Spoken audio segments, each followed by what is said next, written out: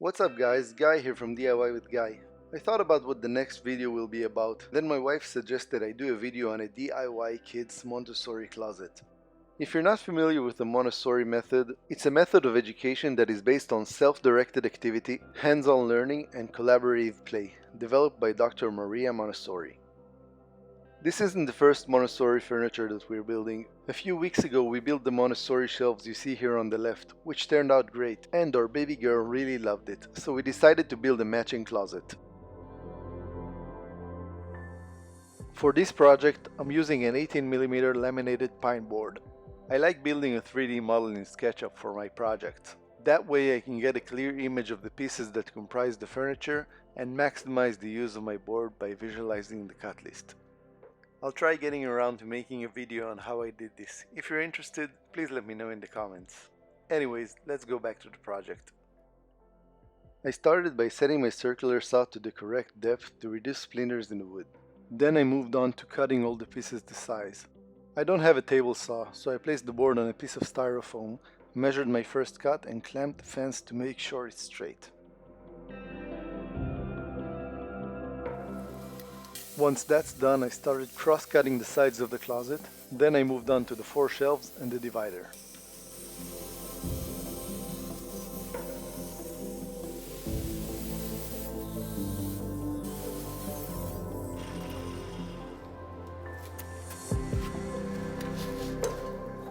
After I had all the pieces cut to size, it was time to drill some pocket holes.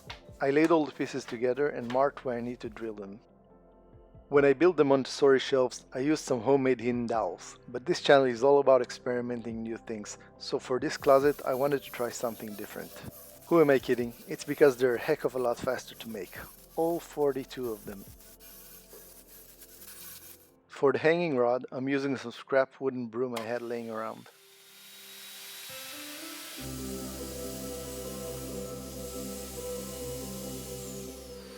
I wanted the edges of the closet to be round and thought it would be easier doing it before assembly on my router table. I kinda wish my 3D model included the rounded edges as well, as this would have saved me some grief further on, as you will see later in this video. I moved on to assembling the frame of the closet. I spread some glue and used improvised corner clamps out of scrap wood to help me with holding the corners at 90 degrees. I then checked for square with my speed square and added the pocket hole screws.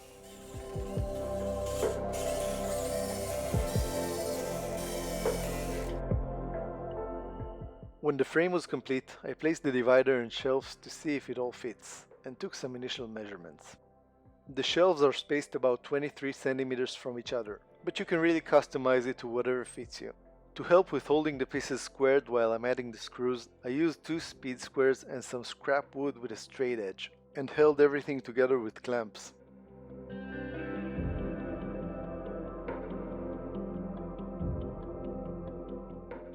Once it was all assembled, it was time for the ultimate test.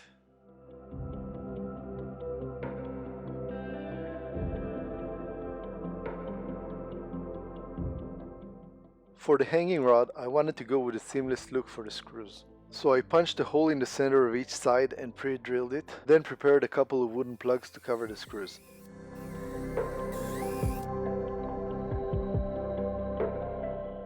I measured where the rod needs to be and drilled holes from the inside out. Then I moved on to countersinking the holes for the screw and made sure the wood plugs fit.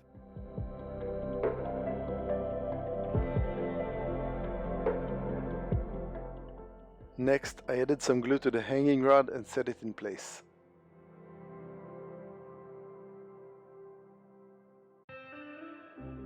Once I screwed it in, it was time to adjust the wood plugs to fit the grain the most.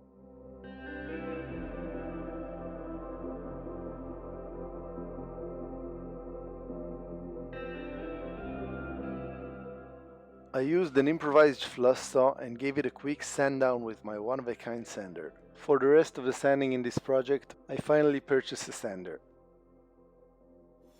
If you guys remember earlier in this video, I talked about a mistake I made on the router table. So I want to try filling this area over here with some putty that I'll make out of wood glue and sawdust.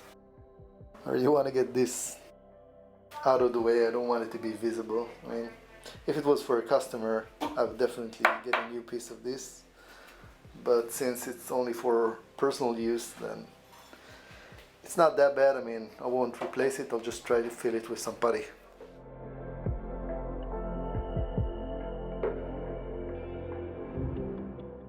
Eventually I ended up filling the pocket hole screws with the putty as well, since I didn't have any dowels to cut as plugs. I didn't like this method at all, because when the putty cured, it shrank a bit, and I had to apply another layer. Plus, it was a nightmare to sand. By the way, I borrowed this popsicle stick from my wife. She's a pastry and dessert chef. She can totally have it back when I'm done. Thanks, honey. Alright, so we're all done here. Just gonna let the putty cure a bit, and then we're gonna sand it down.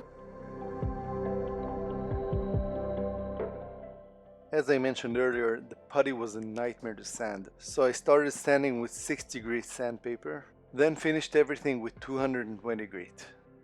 Even with 60 grit, it took a while to get rid of most of the putty and get everything nice and flush. When I finished sanding the faces, I moved on to sanding the edges flush to get rid of any inaccuracies of my initial cuts. I used the sander to round the edges of the shelves as well. Before applying the finish, I made sure to remove any dust leftovers from the sanding with a damp cloth and clean the garage to prevent sawdust from flying around.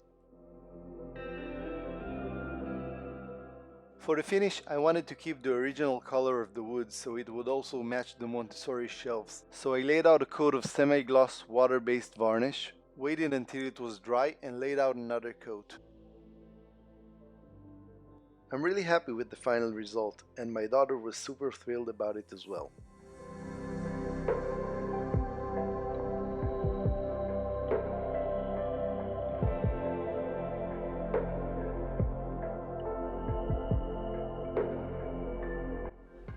I hope you guys enjoyed this video, and I'm looking forward to posting new stuff for you. So let me know what you think in the comment section down below. And please be sure to hit the like and subscribe buttons and hit the notification bell so you'll be the first to know about new content that I'm uploading. Also, this is the best way for me to know you guys like what I'm sharing.